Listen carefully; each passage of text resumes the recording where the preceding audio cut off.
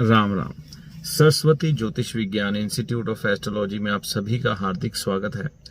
अगर इस चैनल पर आप नए हैं तो इसे सब्सक्राइब करें, वीडियो अच्छा लगे तो लाइक व शेयर करें। चैनल को जब भी सब्सक्राइब करें नोटिफिकेशन को ऑल पे सेट करें। आजकल हर चौथे परिवार में ये समस्या आम देखने को मिल रही है कि बच्चों के विवाह समय पर ना हो पाना। जो आदर्श उम्र मानी गई है लाल किताब के अनुसार बच्चों के विवाह की, वह 24 से लेकर कम से कम 30 साल की उम्र तक अगर बच्चे का विवाह हो जाता है तो ये बेहद ही अच्छा समय माना जाता है। लेकिन आज के समय में देखने में ये आ रहा है कि बच्चों की उम्र 32, 34 या 36 को भी क्रॉस कर जाती है। उस समय तक भी बच्चों का विवाह नहीं हो पाता। बच्चों के माता पिता बेहद चिंताशील हो जाते हैं, जैसे कि बच्चे 30 साल की उम्र को पार करते हैं, क्रॉस करते हैं। चिंता स्वाभाविक भी है। तो इनके पीछे ज्योतिषीय कारण क्या है और कुछ हमारे लाइफस्टाइल क्या क्या संबंध है, इसके बारे में मैं आपसे चर्चा जरूर करूंगा। हो सकता है कि कुछ विषय आपको पसंद आए ना आए, ये अलग बात है, लेकिन सच्चाई को सामने रखना भी जरूरी है। ज्योतिषीय चर्चा करने से पहले सबसे पहले ये बात जान लीजिए कि बच्चे जैसे ही युवा होते हैं, 13 से 14 साल की उम्र तक पहुंचते हैं, तो समाज का कुछ माहौल ऐसा है कि बच्चे कहीं ना कहीं प्रेम प्रसंगों में पड़ जाते हैं। तो ऐसा हर गली, हर मोहल्ले, हर शहर में देखने को मिलता है। यहाँ तक कि माहौल ही कुछ ऐसा है, इंटरनेट का ज़माना है, सोशल मीडिया है, यहाँ बच्चों का एटमॉस्फेयर ही इस तरह का होता है कि अगर किसी के पास बॉयफ्रेंड या गर्लफ्रेंड नहीं है तो उसे हीन भावना से देखा जाता है, जिसके कारण बच्चे नादान उम्र में, कच्ची उम्र में गलतियां कर बैठते हैं और अपने बॉयफ्रेंड या गर्लफ्रेंड बनाते हैं। तो अपने शरीर की शुद्धता वहां पर ख़त्म कर बैठते हैं। तो ये आजकल बहुत छोटी उम्र में होने लग पड़ा। अगर कोई बच्चा बच भी जाता है तो आगे बढ़ते बढ़ते बढ़ते, जैसे कि उसकी उम्र थोड़ी बालिग होती है, 18, 20, 22 क्रॉस करता है, तो भी कॉलेज लाइफ में जाता है या कहीं कामकाजी दुनिया में जाता है, कमाने के लिए निकलता है, तो वहाँ पर उसका कोई ना कोई फ्रेंड या बॉयफ्रेंड या गर्लफ्रेंड बन जाते हैं। तो उनके साथ उनके शारीरिक संबंध बन जाते हैं। और आज का माहौल कुछ ऐसा है कि बच्चों को भरपूर आज़ादी है अपना हर फैसला लेने के लिए, होनी भी चाहिए, समय के परिवर्तन है, ठीक है ना। तो लेकिन बच्चे जब 13-14 साल की उम्र से युवा होते हैं, उस समय से लेकर वह 28 साल की उम्र या 30 साल की उम्र या 32 साल की उम्र तक जवानी के पुरजोर में रहते हैं। तो इस पर जवानी के पुरजोर में रहते हुए बच्चे बेसारी गलतियां कर बैठते हैं, अपने शरीर की शुद्धता खत्म कर देते हैं, यानी कि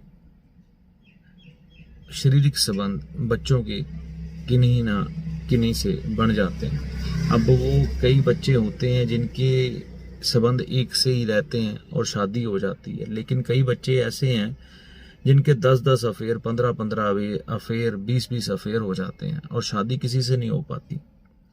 तो अपने शरीर की एक शुद्धता व कामुकता के वशीभूत होकर खत्म कर देते हैं। क्योंकि आजकल के युवाओं में ज़्यादातर जो देखने को मिलता है कि प्रथम अवस्था जब उनको जवानी की आती है तो वो ये जो युवा होते हैं तो शादी या प्रेम संबंध इनको कामुकता की दृष्टि से ही देखते हैं।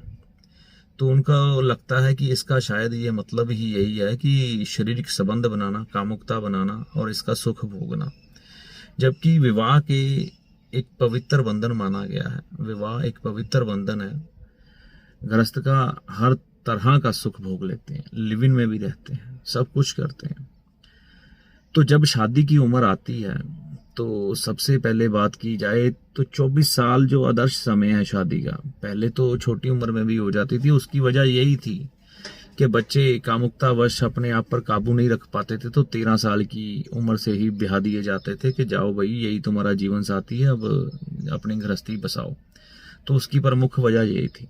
तो वो चीज़ें चलो अब छूट गई, क्योंकि हर किसी की तमन्नाएं बड़ी हैं और बच्चों की भी तमन्नाएं बड़ी हैं, जीवन में कुछ करना चाहते हैं और कुछ करना चाहते हैं, कुछ बनना चाहते हैं। तो उसके लिए कई बार 27, 28 या 30, 32 साल की उम्र भी लग जाती है, या इससे ज्यादा भी चले जाते हैं।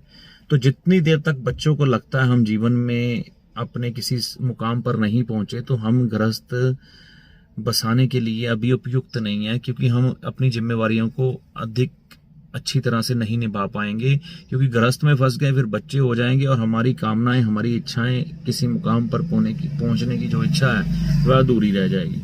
तो इसी चक्कर में धीरे धीरे गृहस्थ लेट होने पर लग पड़ता है, आगे जाने लग पड़ता है। तो लिव इन में भी रहते हैं, सब कुछ होता है, तो कई बार वैचारिक मतभेद हो जाते हैं, नहीं पट पाती। बॉयफ्रेंड गर्लफ्रेंड कहीं ना कहीं वैचारिक मतभेद होते हैं, नहीं पट पाती, तो ये भी एक वजह है।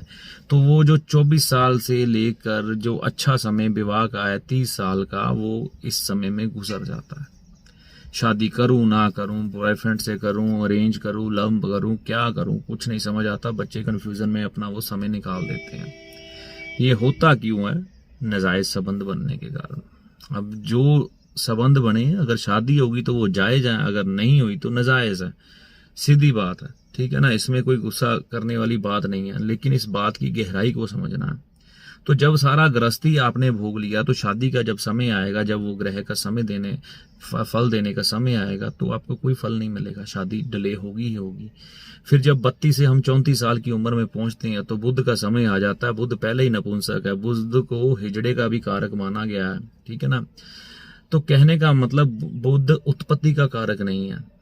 तो यहाँ पर पहुंच के वैसे ही बंदे का मन ना शादी से उठने लग पड़ता है। 36 साल उम्र जो है वो शनि की है, तो शनि भी वैरागी है, तो वहां पर भी कहीं ना कहीं उस उम्र का प्रभाव होने के कारण शादी से मन उठने लग पड़ता है।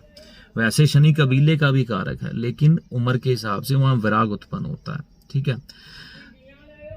तो ये तो एक आम जन साधारण जो जीवन में बच्चे गलती कर रहे हैं उसकी बात की। अब ज्योतिषीय कारण जानने की कोशिश करें। 24 से लेकर जो 30 साल की आदर्श उम्र है शादी के लिए, इस समय में यानी कि 24 से लेकर 30 साल की उम्र में अगर किसी का विवाह नहीं हो पाता, तो एक बात आप पक्का जानिए कि आपके 4 से 5 ग्रह खराब है। पहले चंद्रमा, फिर शुक्र, फिर मंगल और शनि व केतु। किस तरह से? चंद्रमा भी, जैसे कि हमारे मन में बात आती है कि अब हमें शादी कर लेनी चाहिए, सबसे पहले मन में बात आएगी, ठीक है। मन मानेगा तो शादी होगी, ठीक है, जबरदस्ती का सौदा नहीं है। तो पहले मन यानी कि चंद्रमा इसका कारक है। अगर ये ठीक नहीं होगा, मन शादी को नहीं मानेगा, तो शादी नहीं होगी। सबसे पहले चंद्रमा, फिर गृहस्थ शुक्र, भोग, गृहस्थी का भोग करना, बच्चों की उत्पत्ति करना, इसके लिए शुक्र आ गया। फिर उसके बाद मंगल, मांगलिक कार्य, घर में खुशी का माहौल, रिश्तेदारों का आना, यारों दोस्तों का आना, डांस होना, खुशियां मनाना, तो खुशियों का घर में आना, मंगल इसका कारक है। कबीला, कबीला मतलब आपका परिवार। कबीला बहुत बड़ा भी होता है। कबीला आपका 4 बंदों का भी है, ठीक है ना। आप मिलकर रह रहे हैं, तो वो परिवार जो है वो भी कहीं ना कहीं शनि के अधीन आ जाता है, तो शनि की खराबी।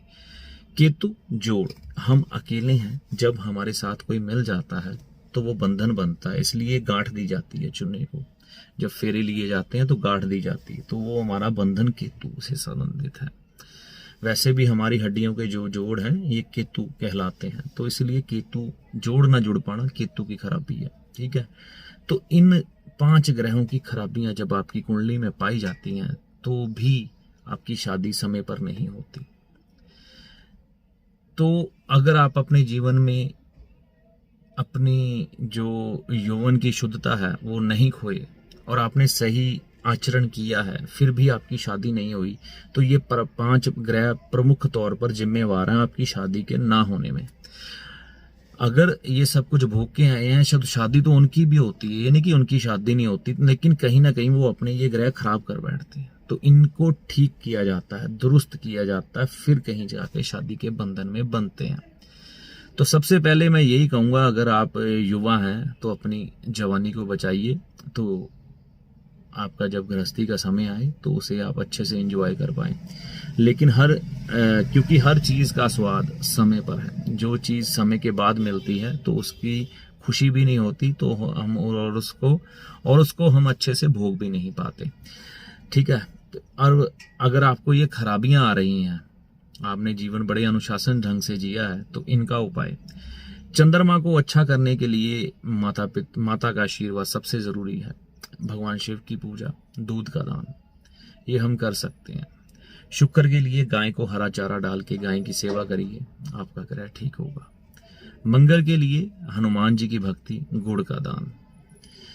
शनि के लिए गाय की सेवा बेहद है, गाय की सेवा कर सकते हैं, मजदूरों की सेवा कर सकते हैं। केतु के लिए कुत्ते की सेवा कर सकते हैं।